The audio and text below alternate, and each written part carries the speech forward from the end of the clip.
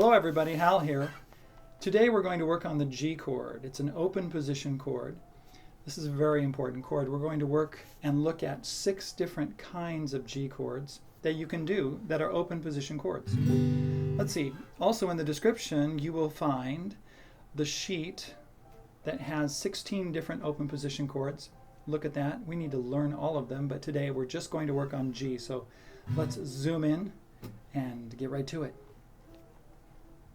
Here is the standard G chord. This is the one that everyone learns, and the one I learned when I first got started. Your third finger is on the high E string at the 3rd fret. Your second finger is on the low E string at the 3rd fret.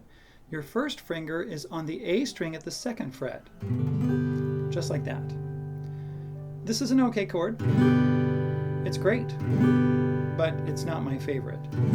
That's okay.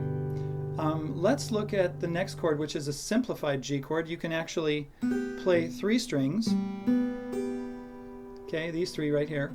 The G string, the B string, and that G string, or the G note on the E string right there. Okay, let's talk about the G chord and the notes in the G chord. The G chord has 3 notes: G, B, and D. Now, as long as we have all of those 3 notes, we've got a complete G chord. This actually has 2 notes. It has a G and a B. It is still a complete G chord, it just doesn't have the D in it. And that adds beauty to the chord. Now, if we play 4 strings, now we have something called a G with a D bass, but if you're just starting out, sometimes we'll just call it a G chord. But it has a D on the bottom, the D string. It's played the same way with one of your fingers, either the 1st, 2nd, or 3rd finger, or something like that, on the 3rd fret at the high E string. That's a simplified G. So either the 3 strings or 4 strings, and you can play your G chord like that. Now let's look at the way that some other people play their G chord, and that's like this. Can you see that? Okay. It's when they put their little finger on the high E string, 3rd fret, your ring finger on the B string, 3rd fret, your G string is open, your D string is open, your first finger goes here on the A string, 2nd fret, and your middle finger or your second finger goes on the 3rd finger fret right there at the low E string. And we call that a G chord. That's a G chord because it has all the elements. The notes are G, B, D, G, D, G. These 2 notes right here, the G and the B, is a major 3rd, and it's below this C note, which is an octave below middle C, and they tend to growl a little bit. Okay?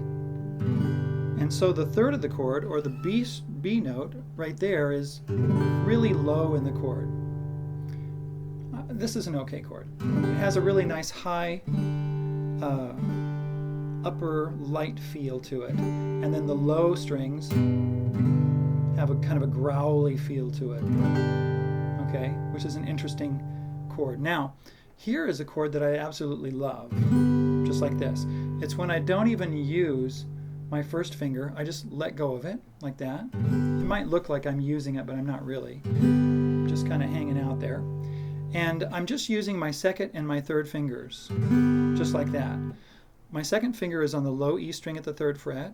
My 3rd finger is on the high E string at the 3rd fret. And this string, the A string, is being muted by my 2nd finger. Okay? I'm actually fretting that note, and then I'm letting this finger touch the A string. And so it mutes the note. Now the critical note, the B right here, which is part of that chord, is on the high part of the chord, and it sounds a lot like the bar chord, especially the low part.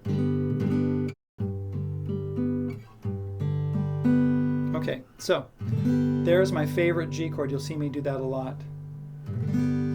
Let's see. Oh yeah, there's one more chord that I wanted to look at, and that's this chord right here. I'm not using this finger. I'm muting the A string like I was before, and I've got my 3rd and 4th fingers down here on the B string and on the E string at the 3rd fret. This is not just a G chord, it's called a G5. And the reason it's called a G5 is because it has a G and a D. G, A, B, C, D, right? The D is the 5th note in the scale. It's got a G, D, G, D, G.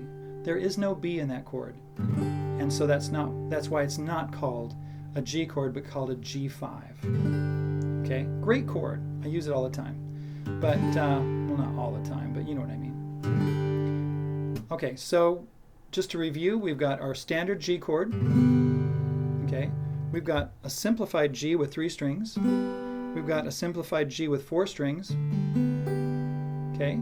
We've got a G chord that has the low notes on the bottom, the G and the B down here, and then kind of a high, light feel on the top.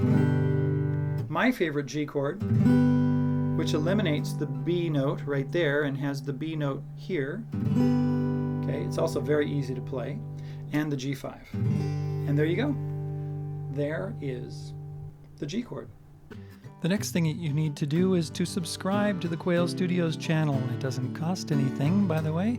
And if you like this video, click the little button that says like. And comment on this video and let me know what you think. And ask questions and share it with your friends, either on Facebook or on Twitter. And you can follow me, Hal Stead, on Twitter and find out what the next video is going to be, what I'm working on presently, and make suggestions about what you'd like to see. Thank you.